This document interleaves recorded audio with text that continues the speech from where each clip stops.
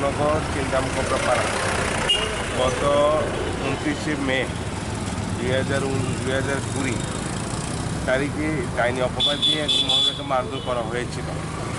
তার পরিপ্রেক্ষিতে আমরা এখানে আজকে এসপি ওয়েস্ট অফিসে এই নিয়ে 3বার আমরা ডেপুটেশন দিয়েছি। প্রথমবার ডেপুটেশন দিয়েছি গত 9/6/2020, এরপরে দিয়েছি 17/6/2020। আজকে আবার আমরা দিলাম। আসামি যখন আমরা প্রথম 2বার দিয়েছিলাম তখন বলেছিল আসামি অ্যারেস্ট হয়েছে, বেল্টও নিয়েছে। 6 জন আসামি অ্যারেস্ট হয়েছে বলেছিল, যা যা কেসে উল্লেখ ছিল। কিন্তু দেখা গেল আজকে আমরা কাগজ পাওয়ার পর দেখলাম আসামি কোনো বেল্টও হয়নি, অ্যারেস্টও হয়নি, আসামি খুব ফ্রি চলছে। এইভাবে ডাইনি অপবাদ দিয়ে আমাদের ট্রাইবাল সমাজের মধ্যে অনেক বাড়ি ঘরের মা বোনদেরকে নির্যাতিত অত্যাচারিত করা হচ্ছে। এইভাবে যদি তাদের কোনো শাস্তি যদি না হয় তাহলে সামনের দিন আরও বাড়বে। এই ডাইনি একটা ইস্যু নিয়ে সামনে দিন আরও বাড়বে। তা আমাদের কষ্ট হলো একজন মহিলাকে বাড়িতে ঢুকে রাত্রে 7:30টায় ডাইনি অপবাদ দিয়ে মারধর করা হলো, অ্যাটেম্প্ট টু মার্ডার করা হলো, তার কোনো শাস্তি হলো না, তার কোনো অ্যারেস্ট হলো না। আমার একটা প্রশ্ন মিডিয়ার কাছে, মানুষ মারা যাওয়ার পরে নাকি অ্যাটেম্প্ট টু মার্ডারে কেস করা যায় নাকি মারা যাওয়ার পর তো করা যায়? অনেকে বলে এখন যদি মনে করেন সেই যিনি আয়ু ছিলেন সেই উশির যদি কোনো ওনার ইন অ্যাবসেন্টে ওনার স্ত্রীকে যদি বলে ডাইনি অপবাদকে যদি মারে তার পাড়ার লোক, তখন সে কী ধারা দিত? সে কি দিত নর্মালি ধারা? না, সে তখন নিজের বেলার জন্য সে ভালো ধারায় দিত, 302 ধারায় দিত। কিন্তু আমাদের বেলায় ধারাটা নর্মালি দেওয়া হয়েছে। জানি না কী কারণে নর্মালি দেওয়া হয়েছে। উনি নিজেও ঘটনায় গিয়েছেন, দেখেছেন, ব্যাপারটা সম্পূর্ণভাবে দেখে শুনে উনি দেখছেন। এমন নিজেও আমাদের যে ঘটনা হয়েছে থানার সাথে হাতে 500 মিটার হবে, 500 মিটারও কাছে। উনি সব কিছু জেনেও যদি এইভাবে করে তাহলে সামনের দিনে আমাদের জন্য আমাদের থাকার জীবনহানির সম্ভাবনা দেখা দিচ্ছে।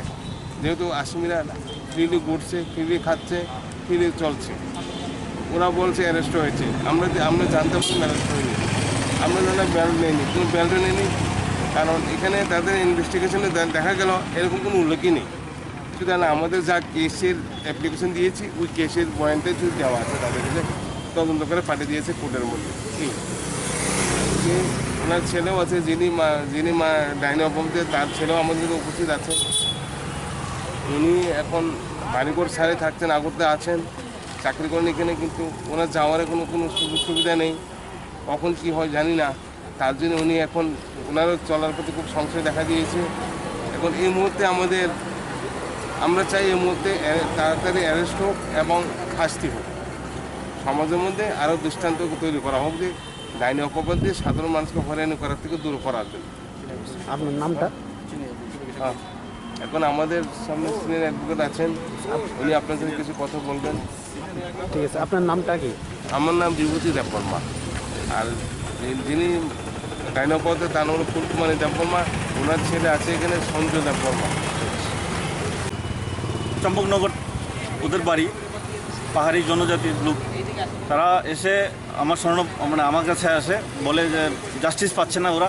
তারপর দেখলাম কোর্টের কাগজপত্র বের করলাম, দেখলাম যে মহিলাকে জ্যান্ত ঘরের মধ্যে আগুন লাগিয়ে মেরে ফেলার পরিকল্পনা ছিল এবং মারার উদ্দেশ্যে ওরা অ্যাসেম্বল হয়েছে 11 জন।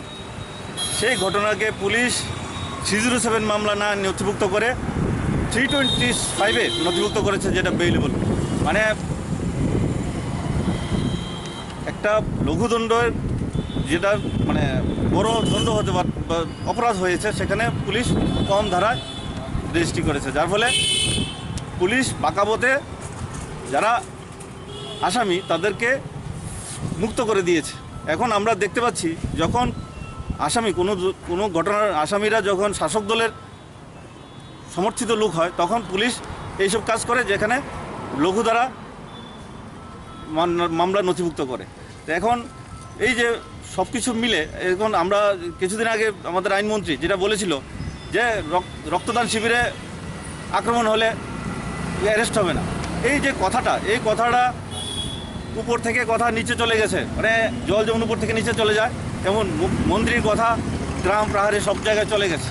এখন সবাই ফ্রি হ্যান্ড পেয়ে গেছে। পুলিশকে উনি যে কথা বলেছেন পুলিশ অ্যারেস্ট করতে পারে না, এই কথাটা একদম ভুল বলেছেন। যেটাতে 41 সিআরপিসি বলা আছে, police may arrest any person without warrant, without any order. সেই কথাটা উনি এমন ওনার যে রসায়ন, ও রসায়ন দিয়ে উনি যেভাবে ব্যাখ্যা করেছেন সেইভাবে সিআরপিসিতে এই রসায়নের ব্যাখ্যা নেই। উনি মিথ্যা ইন্টারপ্রিটেশন করেছেন। যে ইন্টারপ্রিটেশন আমরা যারা আইন নিয়ে চর্চা করি তাদের কাছে এটা খাপ খায়নি। উনি একজন মন্ত্রী হয়ে সমাজে ওনার প্রভাব আছে। ওনার যে বক্তব্য, সেই বক্তব্য লাগাম ছাড়া বক্তব্য হলে আমাদের সমাজে প্রভাব পড়ে। তার জন্য আমি অনুরোধ রাখবো ওনার কাছে যে এরকম লাগাম ছাড়া বক্তব্য করবেন না, যাতে অ্যারেস্ট অপরাধীরা উৎসাহ পায়। এই ঘটনার পরে অপরাধীরা উৎসাহ পেয়েছে, বিভিন্ন জায়গায় দেখতে পাচ্ছি। এখন ঘুষি দেওয়া, মারদাঙ্গা বেড়ে গেছে। কারণ আপনি বলেছেন যে পুলিশ অ্যারেস্ট করতে পারেন, তাহলে মানুষ ভয় মুক্ত হয়ে গেছে। এবং পুলিশ ত্রিপুরার বুকে যে পুলিশের যে সুনাম ছিল, আগে ত্রিপুরার পুলিশের একটা সুনাম ছিল, কিন্তু আপনারা যেভাবে পুলিশকে পরিচালনা করছেন, এখন ত্রিপুরা পুলিশের সুনাম নষ্ট হচ্ছে।